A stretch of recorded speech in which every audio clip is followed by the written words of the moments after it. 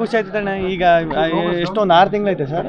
6 ತಿಂಗಳು ಒಂದು 6-7 ತಿಂಗಳಿಂದ ಅದು ನಾನು ಬಿಗ್ ಬಾಸ್ಗೆ ಹೋಗ್ಬೇಕಾದ್ರೆ ಡಬ್ಬಿಂಗ್ ಎಲ್ಲ ಮುಗಿಸಿ ಬಿಗ್ ಬಾಸ್ ಮನೆ ಒಳಗಡೆ ಹೋಗಿದ್ದು ಎಲ್ಲ ರೆಡಿ ಮಾಡಿ ಇಟ್ಕೊಂಡಿರ್ತೀವಿ, ನೀವು ಆಚೆಗೆ ಬರೋಷ್ಟೊತ್ತಿಗೆ ಅಂದ್ಬಿಟ್ಟು ಸರ್ರು ಕರೆದು. ಆಮೇಲೆ ಯಾವುದು ಒತ್ತಡ ಕೊಟ್ಟಿಲ್ಲ ಸರ್. ಹಿಂಗೆ ಒಂದು 10 ನಿಮಿಷ ಶೂಟಿಂಗ್ ಹೋಗೋದು, ಒಂದು 10 ನಿಮಿಷ ಲೇಟ್ ಆದ್ರೂ ಅಡ್ಜಸ್ಟ್ ಮಾಡ್ಕೊಂಡು ಬೇರೆ ಶೂಟಿಂಗ್ ಮಾಡೋದು. ಅಂದ್ರೆ ಆ ಕಂಫರ್ಟ್ ಝೋನು ಡೈರೆಕ್ಟ್ರು ನನ್ಗೆ ಫಸ್ಟ್ ಈಗ ಡೈರೆಕ್ಟರ್ ಜೊತೆ ಕೆಲಸ ಮಾಡ್ಬೇಕಂದ್ರೆ ಒಂದು ಇರ್ತದೆ ಗೊತ್ತಾ ಸರ್, ಡೈರೆಕ್ಟ್ರು ಇದು ಅಂತ ಆ ಭಯನೇ ಎಲ್ಲೂ ಕೊಡದಾನೆ ಎಲ್ಲ ಇಡೀ ಟೀಮ್, ಪ್ರೊಡ್ಯೂಸರು, ಡೈರೆಕ್ಟ್ರು, ಕ್ಯಾಮ್ರಾಮನ್ ಸರ್ ಎಲ್ಲರೂ ಅಷ್ಟು ಆರ್ಟಿಸ್ಟ್ಗಳು ಜೊತೆಲಿ ಮಾಡಿದವರು.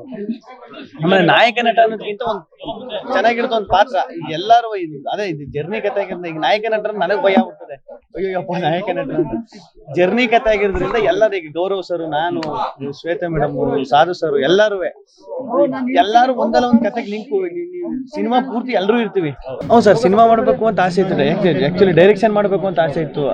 ಈಗ ಆಕ್ಟ್ರು ಈಗ ಆಕ್ಟಿಂಗ್ ಗುರ್ತಿಸ್ಕೊಂಡಿರೋದ್ರಿಂದ ಈಗ ಆಕ್ಟಿಂಗ್ ಅಲ್ಲಿ ಒಂದಷ್ಟು ಕಂಟಿನ್ಯೂ ಆಗಿರೋದ್ರಿಂದ ಸಾರು ಒಂದು ಎಕ್ಸ್ಪೀರಿಯನ್ಸ್ ಅಂದ್ರೆ ಮುಂಚೆ ಸಿನಿಮಾ ಮಾಡಿ ಒಂದಷ್ಟು ಸಿನಿಮಾ ಮಾಡಿರೋದ್ರಿಂದ ಡೈರೆಕ್ಷನ್ ನನಗೆ ಅದು ಸಾರಿಗೂ ಒಂದು ನಂಬಿಕೆ ಇಡ್ಬೋದಪ್ಪ, ನಂಬಿಕೆ ಇಟ್ಟು ಮಾಡ್ಬೋದಪ್ಪ ಅಂತ ಧೈರ್ಯ. ಹ್ಞೂ ಸರ್, ಇದು ಸಾಧು ಸರ್ ಈಗ ಹೆಂಗೆ ಅಂದ್ರೆ ಎಲ್ಲೂ ಹೋಯ್ತಿರಲಿಲ್ಲ ಅವರು. ಶಾರ್ಟ್ ಬೇರೆಯವ್ರದ್ದು ಇದ್ದಾಗಲೂ ಈಗ ಶಾರ್ಟ್ ಮುಗಿದು ಇಲ್ಲ ರೆಡಿ ಆಗ್ಬೇಕು ಅಲ್ಲೇ ಕೂತ್ಕೊಂಡು ಚೇರ್ ಹಾಕಿ ನಮ್ಮನ್ನೆಲ್ಲ ಕೂರಿಸ್ಕೊಂಡು ಹೇಳೋರು, ಅವ್ರ ಅನುಭವಗಳು ಹೇಳೋರು.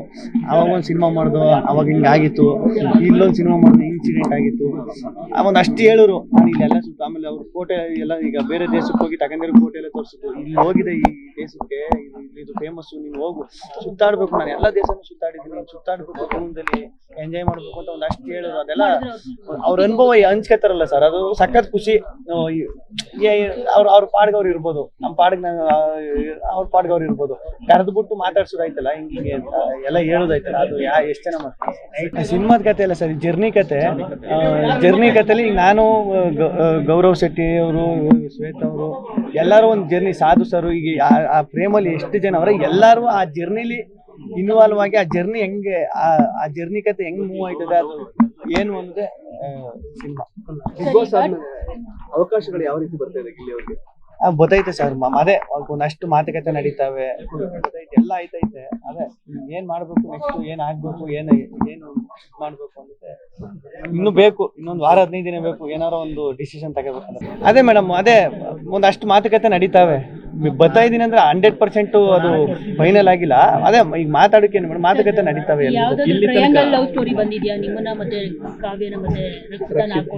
ಅಯ್ಯೋ ಅವೇ ಜಾಸ್ತಿ ಬರ್ತಾವೆ.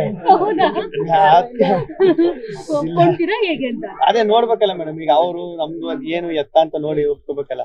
ಈಗ ಅದು ತಪ್ಪಲ್ಲೇ, ಈಗ ಅದು ಶೋ ನೋಡಿ ಇದ್ರಲ್ಲೆಲ್ಲ ನೋಡ್ಬಿಟ್ಟು ಅದೆಲ್ಲ. ಈಗ ನಾನು ಆಚೆ ಬಂದ್ಮೇಲೆ ನಾನು ಹೊಸಿ ಬಿದ್ದು ನಗಡೆಲ್ಲ ಸೂರ್ಯವಂಶದ್ದೆಲ್ಲ ನನ್ನ ರಕ್ಷಿತಾ, ಕಾವ್ಯ ಇವ್ರನ್ನೆಲ್ಲ ಸೇರಿಸಿ ಸೂರ್ಯವಂಶ, ಆಮೇಲೆ ಬೃಂದಾವನ ದರ್ಶನ್ ಸ್ವಲ್ಪ ಬೃಂದಾವನ ಸಿನಿಮಾ ಇದೆಯಲ್ಲ ಅದೆಲ್ಲಾನು ಮೊಕನೆಲ್ಲ ಎಡಿಟ್ ಮಾಡಿ ಅವರೇನೋ ಮಾಡಿದ್ರು. ನಿಮ್ ಚಾಯ್ಸ್ ಹೇಳಿ, ಹಂಗಾದ್ರೆ ಬೃಂದಾವನ ಸಿನಿಮಾದಲ್ಲಿ ಇಬ್ರು ಒಪ್ಕೋತಾರೆ, ಹೀರೋ ನೀವು ಇಬ್ರು ಒಪ್ಕೊಂತೀರಾ, ಇಲ್ಲಿ ಯಾರಾದ್ರೂ ಒಬ್ರನ್ನ ಸೆಲೆಕ್ಟ್ ಮಾಡ್ತೀರಾ? ಏನ್ ಇಬ್ರು ಒಪ್ಕೊಳ್ಳಿ.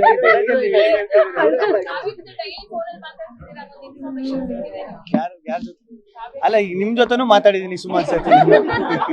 ನೀವು ಎಷ್ಟು ಸಲ ಫೋನ್ ಮಾಡಿದೀರ ನನ್ಗೆ? ನಾನ್ ಮಾಡಿದೀನಿ. ಜಾತ್ರೆಗಳಲ್ಲಿ ತೋಳುಬೊಂಬೆ ಅದಕ್ಕೆಲ್ಲ ನೀವು ಜೋಡಿ ಮಾಡ್ತಿದ್ದಾರೆ, ಕಾವ್ಯ ಮತ್ತೆ ನಿಮ್ಮನ್ನ ಗಿಲ್ಲಿ ಅವ್ರನ್ನ ಮಾಡ್ಬಿಟ್ಟು ಓಡಿಸ್ತಿದಾರಲ್ಲಿ. ಅದು ನೋಡಿದ್ರೆ ಸಖತ್ ಖುಷಿ ಆಯ್ತು. ಈಗ ಬಿಗ್ ಬಾಸ್ ನಾನು ಆಚೆಗೆ ಬಂದಾಗ್ಲೂ ಒಂದು ಅನ್ಕೊಂಡಿದ್ದೆ, ಬಿಡಪ್ಪ ಒಂದು ವಾರ ಅಂದ್ರೆ ಗೆದ್ದವನಿ ಆಚೆ ಬಂದೈತೆ, ಬಿಗ್ ಬಾಸ್ ಮುಗಿದು ಈಗ ತಾನೇ ಆಗೈತಲ್ಲ, ಒಂದು ವಾರ ಇರ್ತದೆ ಈ ಬಿಸಿ ಎಲ್ಲ, ಆಮೇಲೆ ಎಲ್ಲ ಮಾಮೂಲಿ ನಾರ್ಮಲ್ ಆಯ್ತದೆ, ನಾನು ಆರಾಮಾಗಿ ಇರ್ಬೋದು ಓಡಾಡ್ಕೊಂಡು ಅಂತ. ಅದು ಒಂದ್ ನೋಡಿ ಒಂದ್ 15-20 ದಿನ ಆದ್ರೂ ಎಲ್ಲಾರು ಒಂದ್ ಕಡೆ ಏನಾರು ಒಂದ್ ಐತೆ ಇರ್ತದೆ. ಈಗ ನೀವ್ ಹೇಳುದ್ರಲ್ಲ, ಓಡಿಸೋದು, ಎತ್ತುಗಳ ಮೇಲೆ ಕಟ್ಕೊಂಡು ಜಾತ್ರೆಲೆಲ್ಲ ಇದ್ ಮಾಡೋದು, ಬೊಂಬೆಗಳು ಕಟ್ಕೊಂಡು ಓಡಿಸೋದು ಅಂತ, ಅದ್ ನಿಜವಾಗ್ಲೂ ಸಖತ್ ಖುಷಿ ಆಯ್ತದೆ. ಅಯ್ಯೋ ಇನ್ನೂ ಆಯ್ತಲ್ಲಪ್ಪ. ಸರಿ, ಇವಾಗ ಈ ಟೈಮ್ ಅನ್ನೋದನ್ನ ಎಷ್ಟು ನಂಬ್ತೀರಾ? ಬಿಕಾಸ್ ನೀವು ಸಿನಿಮಾ ಮಾಡ್ಕೊಂಡು ಹೋಗಿ ಬಿಗ್ ಬಾಸ್ ಕೂಡ ಸೂಪರ್ ಹಿಟ್ ಆಯ್ತು, ಜೊತೆಗೆ ಇಲ್ಲಿ ನೀವು ಕೂಡ ಲೀಡ್ ಅಲ್ಲಿ ಆಕ್ಟ್ ಮಾಡಿರುವಂತದ್ದು, ಇದೆಲ್ಲ ನೋಡ್ತಿದ್ರೆ ಎಲ್ಲೋ ಒಂದ್ ಕಡೆ ಕೋಇನ್ಸಿಡೆಂಟ್, ಇದೆಲ್ಲ ಗಿಲ್ಲಿ ಹೆಸರು ಬರ್ದಿಟ್ಟಿದೆ ಆಲ್ರೆಡಿ ಅಂತ ಅನ್ಸುತ್ತೆ. ಸೊ ಅದನ್ನ ಯಾವ ತರ ನಂಬ್ತೀರಾ ನೀವು? ಟೈಮ್ ನ ಯಾವ ತರ ನಂಬ್ತೀರಾ? ಅದೇ ಮೇಡಮ್, ನಾನು ಎಲ್ಲೋದ್ರು ಅದೇ ಹೇಳ್ತೀನಿ. ಈಗ ನನ್ನಿಂದ ಆಗ್ಬಿಡ್ತು, ನಾನ್ ಮಾಡ್ಬಿಟ್ಟೆ, ಇವನೇ ಅದೆಲ್ಲ ಅದು ಟೈಮಿಗೆ ಸಿಗೋ ಜನ ಎಲ್ಲ ತುಂಬಾ ಮ್ಯಾಟ್ರ್ ಆಯ್ತಾರೆ. ಅದು ಟೈಮು ಈಗ ಕೆಲವೊಂದು ನಾನು ಅನ್ಕೊಂಡೆ ಇದಾಗಿದ್ರೆ ಹೆಂಗಿರೋದು. ಈಗ ನಮ್ಮ ಲೈಫಲ್ಲಿ ಒಂದು ಅನ್ಕೊಂಡಿರ್ತೀವಿ ಗೊತ್ತಾ, ಹಿಂಗಾದ್ರೆ ಹೆಂಗಿರ್ತದೆ. ಈಗ ನಾ ಸುಮ್ನೆ ಈಗ ಏನಾರ ಒಂದ್ 100 ಕೋಟಿ ದುಡ್ಡು ಸಿಕ್ಬಿಟ್ರೆ ಹೆಂಗಿರ್ತದೆ ಅಂತ ಅನ್ಕೊಂಡಿರ್ತೀವಿ ನೋಡ್ರಿ. ಸಿಕ್ಬಿಟ್ರೆ ಹೆಂಗಿರ್ತದೆ ಹೇಳಿ ಸಡನ್ ಆಗಿ. ಅದು ಈಗ ನಾನು ಕೆಲವೊಂದ್ 3-4 ಇನ್ಸಿಡೆಂಟ್ ಹಂಗೆ ಹಿಂಗಾದ್ರೆ ಹೆಂಗಿರ್ತದೆ ಅಂತ ನಾನು ಊರಲ್ಲಿದ್ದಾಗ ಅನ್ಕವೆ. ನಮ್ಮ ಮಳವಳ್ಳಿಲೆಲ್ಲ ನಾನು ಕಾಲೇಜ್ಗೆ ಹೋಗ್ತಿದ್ದಲ್ಲ ಆ ಟೈಮಲ್ಲಿ ಸತೀಶ್ ಅಣ್ಣ, ನಮ್ಮ ನಿನ್ನ ಸತೀಶ್ ಅಣ್ಣ ಅವ್ರದ್ದು ಸಿನಿಮಾ ಬ್ಯಾನರ್ಗಳೆಲ್ಲ ಹಾಕಿದ್ರು ನಮ್ಮೂರ ಹಬ್ಬಕ್ಕೆ ಕರಿಕೆ. ನಾನು ಒಂದ್ ಟೈಮಲ್ಲಿ ನಮ್ ಬ್ಯಾನರಿಂಗ್ ಬಂದ್ಬಿಟ್ಟು ಹೆಂಗಿರ್ತದೆ ಅಂತ ನೋಡ್ರಿ. ಊರು ಇಡೀ ಕರ್ನಾಟಕ ತುಂಬಾ ಬ್ಯಾನರ್ ಹಾಕೋಂಗೈತೆ. ಅದು ಎಲ್ಲೋ ಒಂದ್ ಟೈಮಲ್ಲಿ ಹಂಗ ಆಗ್ಬಿಟ್ಟಾಗ ಅದು ನಂಬೇಕಾ ಬಿಡ್ಬೇಕಾ, ಏನಪ್ಪ ಇದು ನಡೀತಿರೋದು.